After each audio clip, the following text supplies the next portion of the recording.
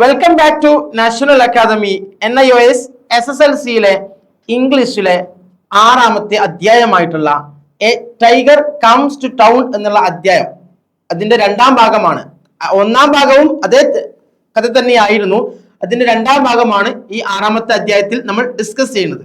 ശരിയായ വിവരങ്ങളുടെയും ആശയവിനിമയത്തിന്റെയും അഭാവം മൂലം ചിലപ്പോൾ ഒരു ചെറിയ പ്രശ്നം വരെ സങ്കീർണമായി തീരും. ഒരു സാഹചര്യത്തെ കുറിച്ചുള്ള തെറ്റായ ധാരണ മൂലവും ഇങ്ങനെ സംഭവിക്കാറുണ്ട്. എന്തുകൊണ്ടാണ് ഇങ്ങനെ സംഭവിക്കുന്നത്? ഒരു സാഹചര്യത്തെ കുറിച്ചുള്ള നമ്മുടെ സ്ഥിരമായ ആശയങ്ങൾക്കനുസരിച്ച് നമ്മൾ വിശകലനം ചെയ്തുകൊണ്ടാകാം ഒരു പക്ഷെ ഇങ്ങനെയൊക്കെ ഉണ്ടാകുന്നത്. A tiger comes to town എന്ന അധ്യായത്തില് അതിന്റെ 1ാം ഭാഗത്തില് നമ്മൾ കടുവ ആരെയും ദ്രോഹിക്കാൻ ആഗ്രഹിക്കുന്നില്ല, അല്ലെ? ആ ടൈഗർ ആരെയും ആക്രമിക്കാൻ ആഗ്രഹിക്കാത്ത ഒരു കടുവയാണ്. ആ കടുവയിൽ നിന്ന് രക്ഷ നേടാൻ തെരുവിലെ ആളുകൾ ഒളിച്ചോടുന്നുണ്ട്. തെരുവിലേക്ക് ആളുകളൊക്കെ ഒളിച്ചോടുന്നുണ്ട്. കടുവയെ കൊണ്ടുവരാൻ സർക്കസ് മാസ്റ്ററെ മുറിയിൽ കയറാൻ സ്കൂളിലെ അധ്യാപകൻ അനുവദിക്കുന്നില്ല. കടുവയുടെ യഥാർത്ഥ സ്വഭാവവും ശീലങ്ങളും അവർ മനസ്സിലാക്കുകയോ അറിയുകയോ ചെയ്യാത്തത് കൊണ്ടാകാം അങ്ങനെ ഉണ്ടാകുന്നത്. കടുവകൾ ഭയക്കേണ്ട ക്രൂര മൃഗങ്ങളാണെന്ന് ആളുകൾ വിശ്വസിക്കുന്നുണ്ട്. അതുപോലെ പാമ്പ് കടി എന്ന നമ്മളുടെ മുൻപത്തെ പാഠത്തിൽ ഇതിന്റെ 4ാമത്തെ 3ാമത്തെ അധ്യായത്തില് ചില സ്ഥിരമായ ആശയങ്ങൾ കാരണം പാമ്പ് കടിയേറ്റ അല്ലെങ്കിൽ കുത്തേറ്റതിനെ കുറിച്ചുള്ള രാജയുടെ പരാതി വളരെ സങ്കീർണമായിരുന്നു. അവിടെ ആശയങ്ങൾക്കുള്ള പോരായ്മയാണ് കാണിക്കുന്നത്. ആശയവിനിമയങ്ങൾക്കുള്ള പോരായ്മയാണ് കാണിക്കുന്നത്. ആ കുട്ടിയെ തീരെ മൈൻഡ് ചെയ്യാതെ, അവന്റെ വാക്കിന് തീരെ വില കൊടുക്കാതെ ആ ഗ്രാൻഡ് ഫാദർ ഹോസ്പിറ്റലിലേക്ക് കൊണ്ടുപോവുകയാണ്, വൈദ്യന്റെ അടുത്തേക്ക് കൊണ്ടുപോവുകയാണ്. അപ്പം അവിടെ നടക്കുന്ന ആശയ വിനിമയങ്ങൾക്കുള്ള പോരായ്മയാണ് കാണിക്കുന്നത്. പ്രശ്നം പരിഹരിക്കാൻ ഈ കഥയില് പ്രശ്നം പരിഹരിക്കാൻ ടീച്ചർ അടുത്തതായി എന്താണ് ചെയ്യുന്നതെന്ന് കഥയുടെ ഈ 2ാം ഭാഗത്തിലൂടെ നമുക്ക് വായിച്ച് മനസ്സിലാക്കാം.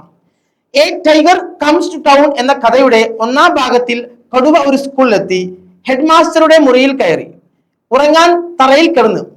പലതവണ ആവശ്യപ്പെട്ടിട്ടും കടുവയെ പുറത്തെടുക്കാൻ സർക്കസ് മാസ്റ്ററെ അകത്തേക്ക് കടക്കാൻ അനുവദിക്കാതെ അധ്യാപകർ മുറി പുറത്തുനിന്ന് പൂട്ടി.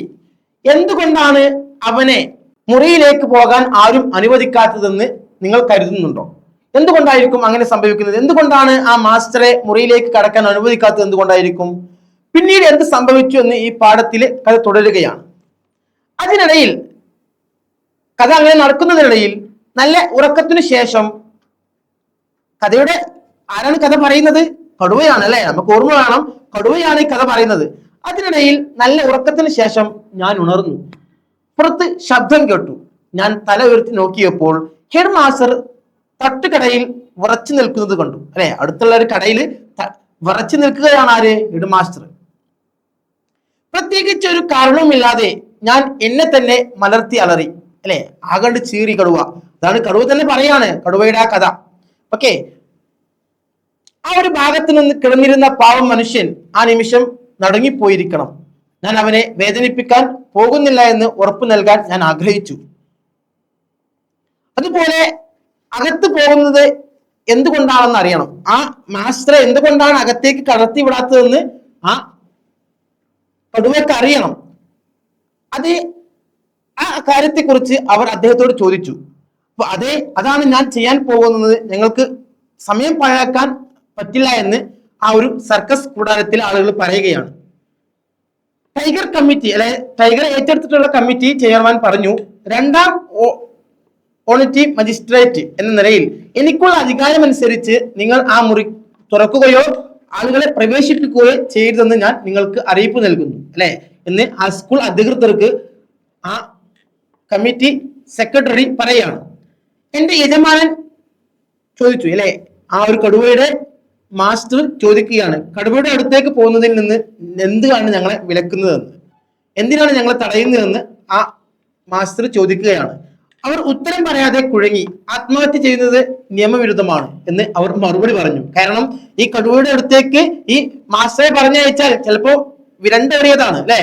അപ്പം ഒരു പക്ഷെ എന്താ സംഭവിക്കുക എന്ന് നമുക്ക് തന്നെ അറിയാം.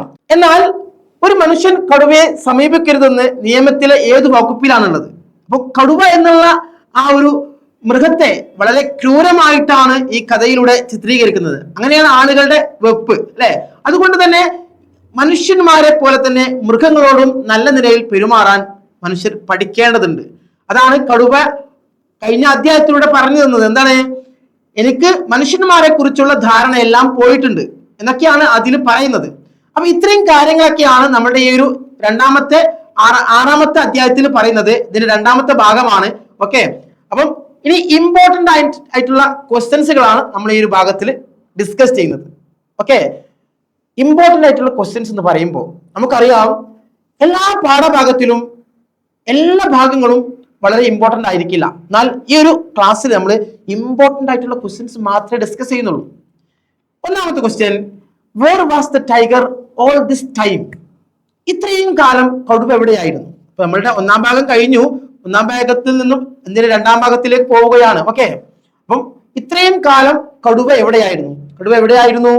സർക്കസ് കൂടാരത്തിലായിരുന്നു. സർക്കസ് കൂടാരത്തിൽ നിന്നും കടുവ ഇറങ്ങി ഓടിയതാണ്. ഓക്കെ, രണ്ടാമത്തെ ക്വസ്റ്റ്യൻ എന്ന് പറയുന്നത്, the headmaster was already nervous. Which action of the tiger further added to his fear? Head മാസ്റ്ററുടെ ഈ പരിഭ്രാന്തിക്കുള്ള കാരണം എന്താണ്? കടുവയുടെ ഏത് പ്രവൃത്തികളാണ് ഹെഡ് മാസ്റ്ററിലെ ഭയം വർദ്ധിപ്പിച്ചത് എന്നുള്ള രണ്ടാമത്തെ ഒരു ക്വസ്റ്റ്യൻ ആണ്. നമുക്കറിയാം ഹെഡ് മാസ്റ്റർ ഭയക്കാനുള്ള കാരണം എന്താ? ആ കടുവയുടെ അലറി വിളി, അല്ലെ? ഇടയ്ക്കിടെയുള്ള അലറി വിളി ഹെഡ് മാസ്റ്ററെ തെറ്റിദ്ധരിപ്പിച്ചു. കാരണം ഈ കടുവ വയലന്റ് ആണെന്ന് ഭയന്നിട്ടാണ് ഹെഡ് മാസ്റ്റർ അകത്തേക്ക് ആരെയും കടത്തിവിടാത്തത്. ഓക്കെ, അപ്പൊ ഇതാണ് രണ്ടാമത്തെ ക്വസ്റ്റ്യൻ ആൻസർ എന്ന് പറയുന്നത്. മൂന്നാമത്തെ ക്വസ്റ്റ്യൻ എന്ന് പറയുന്നത്, what did the tiger want to tell the headmaster? Head മാസ്റ്ററോട് കടുവ എന്താണ് പറയാൻ ആഗ്രഹിച്ചത്? ഹെഡ് മാസ്റ്ററോട് കടുവ എന്താണ് പറയാൻ ആഗ്രഹിച്ചത്? അപ്പൊ ഇത്രയും ക്വസ്റ്റ്യൻസ് ആണ് നമുക്ക് ഈ ഒരു ഭാഗത്ത് പറയാനുള്ളത്. ഈ ആറാമത്തെ അധ്യായത്തിൽ പറയാനുള്ളത് ഇതാണ്. ഏറ്റവും വളരെ ഇമ്പോർട്ടന്റ് ആയിട്ടുള്ള ക്വസ്റ്റ്യൻസ് എന്ന് പറയുന്നത്. ഇനിയും കൂടുതൽ പഠിക്കാനും അറിയാനും താല്പര്യമുള്ള വിദ്യാർത്ഥികളാണ് നിങ്ങളെങ്കിൽ ഞങ്ങളുടെ നാഷണൽ അക്കാദമിയിൽ ജോയിൻ ചെയ്ത് അഡ്മിഷൻ ഉറപ്പുവരുത്തുക. കാരണം ഞങ്ങൾ എക്സാം ഓറിയന്റഡ് ലൈവ് ക്ലാസ്സുകളും ആപ്പിലൂടെയുള്ള ക്ലാസ്സുകളൊക്കെ ഞങ്ങൾ പ്രൊവൈഡ് ചെയ്യുന്നുണ്ട്. നിങ്ങൾ താല്പര്യമുള്ളവരാണെങ്കിൽ ഞങ്ങളുടെ നാഷണൽ അക്കാദമിയിൽ ജോയിൻ ചെയ്ത് അഡ്മിഷൻ ഉറപ്പുവരുത്തുക. Thank you to all.